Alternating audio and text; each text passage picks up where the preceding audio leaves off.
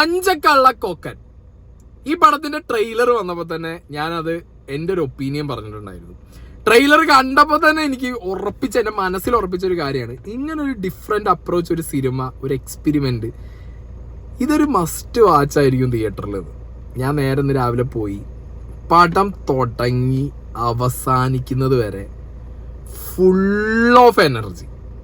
നമുക്ക് ഒരു നേരം പോലും തിയേറ്ററിൽ വേറെ എവിടെയും നോക്കാനും ഒന്നിനുള്ള ടൈം തരുന്നില്ല.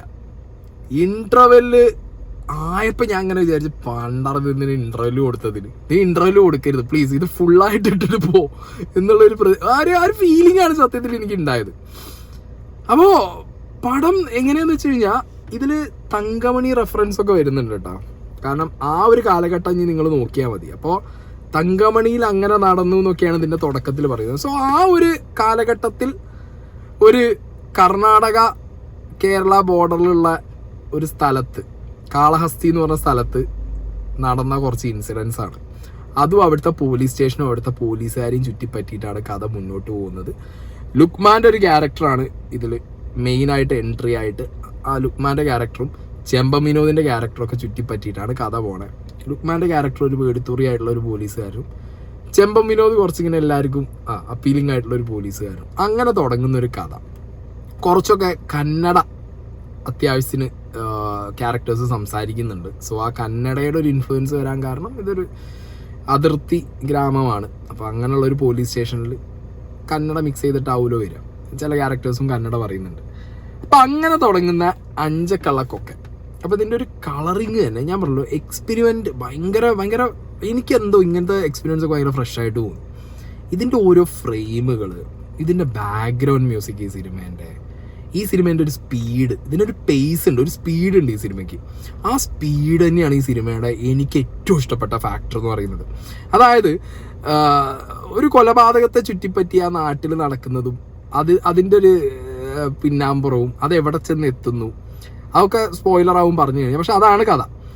പക്ഷെ അതൊക്കെ പറയുമ്പോഴും ഈ ഒരു ഇൻസിഡന്റിന്റെ പിറകിൽ വേറൊരു ഇൻസിഡന്റ് കാണിക്കുന്ന ഒരു പരിപാടിക്കാണ്. അതൊട്ടും സ്പൂൺ ഫീഡിങ് ആയില്ല, അത് സക്സസ്ഫുൾ ആയി എന്ന് എനിക്ക് തോന്നുന്നു. കാരണം അത് സ്പൂൺ ഫീഡിങ് ആക്കിയിരുന്നെങ്കിൽ, ഇപ്പോൾ ഒരു സീന് നടക്കുകയാണ് പ്രസന്റ്ലി, ഇപ്പം ഞാനിവിടെ ഇരുന്ന് സംസാരിക്കുകയാണ്, ബാക്ക്ഗ്രൗണ്ടിൽ കൂടി ചിലപ്പോൾ സ്നേഹ പോവാം.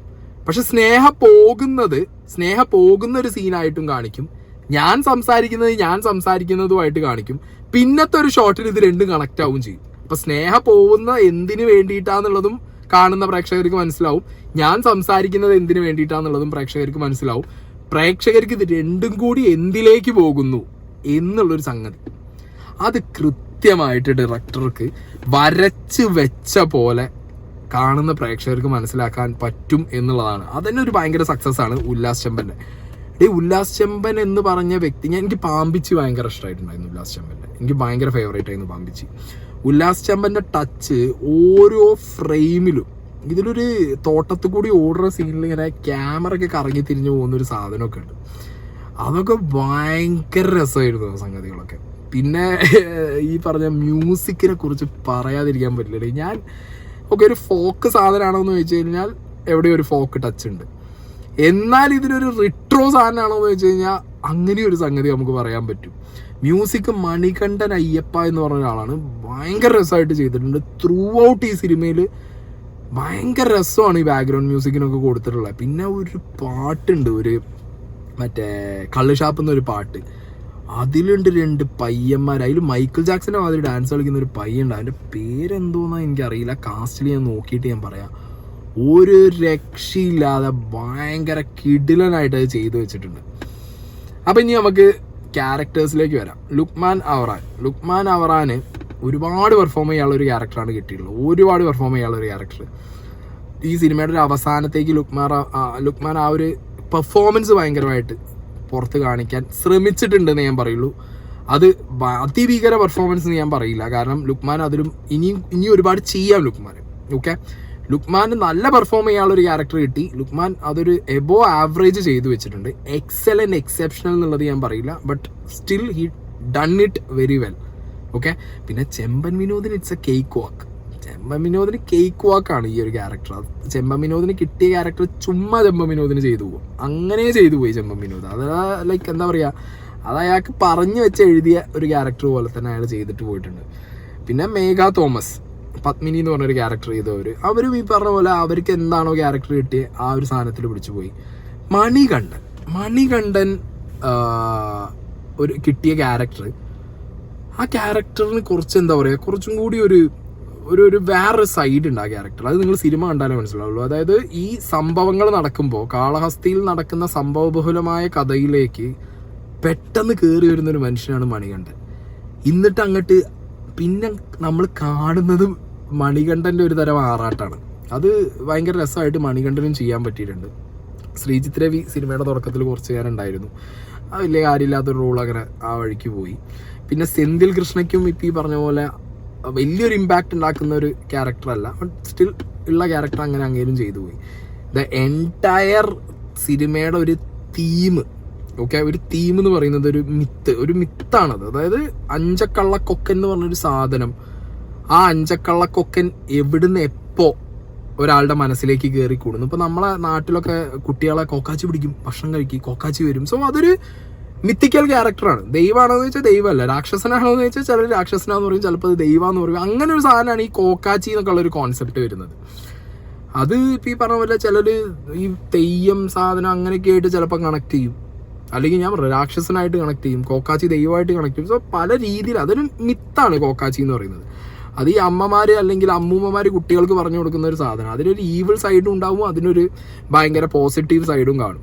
ഓക്കെ, അപ്പൊ ഈ സിനിമയിലൂടെ അഞ്ചക്കള്ളക്കൊക്കൻ എന്താന്നുള്ളത് നിങ്ങൾക്ക് എൻറ്റയർ സിനിമ കഴിയുമ്പോഴാണ് നമ്മുടെ ഇഷ്ടത്തിന് നമ്മൾ മനസ്സിലാക്കണം. അതാണ് ഈ സിനിമ എനിക്ക് ഏറ്റവും ഇഷ്ടപ്പെട്ട ഒരു സംഗതി. അതാ ഈ സിനിമയുടെ അഞ്ചക്കള്ളക്കൊക്കൻ എന്താന്നുള്ളത് നമുക്കിന് വായിൽ സ്പൂൺ വെച്ച് പറഞ്ഞു തന്നിട്ടില്ല.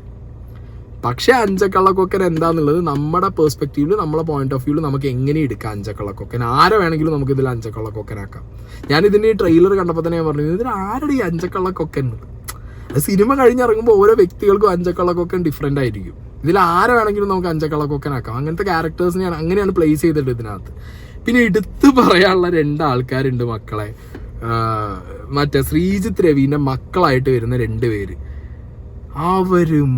അവര് കിട്ട BGM, അതിലൊരു പയ്യന് സംസാരിക്കാൻ പറ്റുന്ന ഒരു ക്യാരക്ടറായിട്ടാണ്, ഒരാൾക്ക് സംസാരിക്കാൻ പറ്റില്ല. സംസാരിക്കാൻ പറ്റുന്ന ആളുടെ ക്യാരക്ടർ സംസാരിക്കുന്നത് ചെറിയൊരു കുറച്ച് എന്താ പറയുക, അങ്ങനെ സംസാരിക്കാൻ പറ്റാത്തൊരാൾ കഷ്ടപ്പെട്ട് സംസാരിക്കില്ലേ, അതുപോലുള്ളൊരു സംസാരമാണ് സംസാരിക്കുന്നത്. അവരെ ഇൻട്രൊഡക്ഷനും അവർക്ക് കൊടുക്കുന്ന ഒരു BGM-ഉം അവരുടെ ആ ഒരു ഫൈറ്റും ഡാൻസും ഒക്കെ ഭയങ്കര രസമാണ്. ഇതിലങ്ങനെ ഭയങ്കര ചിരി അങ്ങനത്തെ സാധനങ്ങളൊന്നും നിങ്ങൾ നോക്കണ്ട. ഇവരുടെ ക്യാരക്ടേഴ്സ് സിറ്റുവേഷനിൽ ചെയ്ത് കൂട്ടുന്ന കുറച്ച് പരിപാടികളുണ്ട്. ഗില്ലാപ്പീസ്, ഈ ഗില്ലാപ്പീസിന്റെ മോനെ ഇവർ വന്നതിന് ശേഷം ഈ സിനിമ ഇവരുടേതായി കുറച്ച് നേരത്തിന്. ഈ പടം ഗില്ലാപ്പീസിന്റെ പടമായി പോയി ഈ പടം കുറച്ച് നേരം. കാരണം എനിക്ക് ഉറപ്പായി ഈ പടം തിയേറ്ററിൽ സക്സസ്ഫുൾ ആയ, ഞാൻ ഒരു എക്സ്പെരിമെന്റൽ മൂവിയാണ് ഞാൻ പറയുന്നു, not everyone's cup of tea. ചിലർക്ക് ഈ സിനിമ ഒന്നും മനസ്സിലാവില്ല, ചിലർ വിചാരിക്കും ഇത്രയേ ഉള്ളൂ ഈ സിനിമ എന്ന് വിചാരിക്കും. ബട്ട് ഇതിൻ്റെ ഒരു ഭയങ്കര മേക്കിംഗ് ആണ്, ഒരു രക്ഷയില്ലാത്ത അന്യായ മേക്കിംഗ് ആണ് ചെയ്തു വെച്ചിട്ടുള്ളത്. ഒരു രക്ഷയില്ലാത്ത മേക്കിംഗ് എന്ന് പറഞ്ഞാൽ ഒരു രക്ഷയില്ലാത്ത മേക്കിംഗ്. കാരണം ഇതിൻ്റെ ക്ലൈമാക്സ് ഒക്കെ എന്ന് പറഞ്ഞു കഴിഞ്ഞാൽ ക്ലൈമാക്സ് അങ്ങനെ പോവാണ്. അത് സെക്കൻഡ് ഹാഫിൻ്റെ ഒരു പകുതി മുതൽ പിന്നെ വലിയൊരു ക്ലൈമാക്സ് എന്ന് പറഞ്ഞാൽ വലിയൊരു പോർഷനാണ്. അതിനകത്ത് കഥ ക്ലൈമാക്സ് ഇങ്ങനെ പോയിക്കൊണ്ടിരിക്കുന്നു, അതിനിടയിൽ പ്രസന്റിൽ നടക്കുന്ന കുറേ സിറ്റുവേഷൻസ്, അങ്ങനെ സിനിമ പോയിക്കൊണ്ടിരിക്കുകയാണ്. ഇതിൽ ഈ ഗില്ലാപ്പീസിൻ്റെ ഡാൻസും ഗില്ലാപ്പീസിന്റെ മാസും അതിന്റെ BGM ഒക്കെ ഉണ്ടല്ലോ, തിയേറ്ററിൽ മിക്കവാറും അവർക്ക് ഭയങ്കര ഒരു ഫാൻ ഫോളോയിങ് കയറാനുള്ള ഒരു ചാൻസ് ഞാൻ കാണുന്നുണ്ട്. സോ ടോട്ടാലിറ്റിയിൽ പറയാം, ഞാൻ ഭയങ്കര സാറ്റിസ്ഫൈഡ് ആയിട്ട്, എനിക്ക് ഭയങ്കര ഇഷ്ടപ്പെട്ട്, ഞാൻ ഭയങ്കര രസമായിട്ട് ഈ സിനിമ കണ്ടു. എനിക്ക് ഇങ്ങനത്തെ സിനിമകളൊക്കെ ഇങ്ങനത്തെ പടങ്ങൾ ഭയങ്കര ഇഷ്ടമാണ്. ഇപ്പോൾ ഡബിൾ ബാരൽ പണ്ടിറങ്ങിയ സമയത്ത് LJPയുടെ നിങ്ങൾക്ക് അങ്ങനെയൊക്കെ വേണമെന്നുണ്ടെങ്കിൽ ഈ സിനിമ കാണാം. അതായത് ഒരു ഡിഫറെൻറ്റ് ട്രൈ ഞാൻ പറഞ്ഞത് ഒരു ഭയങ്കര ഡിഫറെൻ്റ് ആയിട്ടുള്ളൊരു ട്രൈ ആയിട്ട് നിങ്ങൾക്ക് കാണാൻ പറ്റുന്ന ഒരു മൂവിയാണ്. സോ അഞ്ചക്കള്ളക്കൊക്കൻ ഈസ് ഡെഫിനറ്റ്ലി എന്താ പറയുക, എന്നെ ഭയങ്കരമായിട്ട് പിടിച്ചിരുത്തിയ, എന്നെ ഭയങ്കരമായിട്ട് സാറ്റിസ്ഫൈ ചെയ്ത ഒരു കിടിലൻ എക്സ്പെരിമെൻ്റ് ആണ് അഞ്ചക്കള്ളക്കൊക്കൻ. എനിക്ക് എന്താണ് ഭയങ്കര ഇഷ്ടമായി പടം. ഓക്കെ, അപ്പോൾ അടുത്തുള്ള തിയേറ്ററിലൊക്കെ നിങ്ങളും കയറി കാണാം. മലയാള സിനിമയിൽ ഇങ്ങനത്തെയൊക്കെ ഹൈലി എന്താ പറയുക, ഭയങ്കര സൂക്ഷ്മതയിൽ ചെയ്ത കുറേ എക്സ്പെരിമെൻ്റ് മൂവീസ് വരണം. ഞാൻ പറയുമ്പോൾ ഇതെന്താ പറയുക, അപ്രിഷിയേറ്റ് ചെയ്യും എല്ലാവരും. വേറെ ഇൻഡസ്ട്രിയിൽ അവർ ഹൈലി അപ്രിഷിയേറ്റ് ചെയ്യും ഈ സാധനങ്ങൾ. കാരണം ഇവിടെയുള്ള ചെറിയൊരു ബഡ്ജറ്റ് വെച്ചിട്ട് ഇങ്ങനത്തെ ഒക്കെ സീനുകൾ ഉണ്ടാക്കി വെക്കുക എന്ന് പറഞ്ഞാൽ ഭയങ്കര ലൊക്കേഷനൊക്കെ ഭയങ്കര രസമാട്ടോ. നമുക്ക് ചിലപ്പോൾ ചിലരൊക്കെ ഈ ഒരു എന്താ പറയുക മറ്റേ ഇതിനായിട്ട് കണക്ട് ചെയ്യും, കാന്താരേനൊക്കെ ആയിട്ട് കണക്ട് ചെയ്യും ചിലപ്പോൾ. അങ്ങനെയുള്ള ചാൻസ് ചെയ്യാൻ കാണുന്നുണ്ട് മേ ബി. പക്ഷെ അങ്ങനത്തെ ഒരു എലമെന്റ് എനിക്ക് കിട്ടിയില്ല.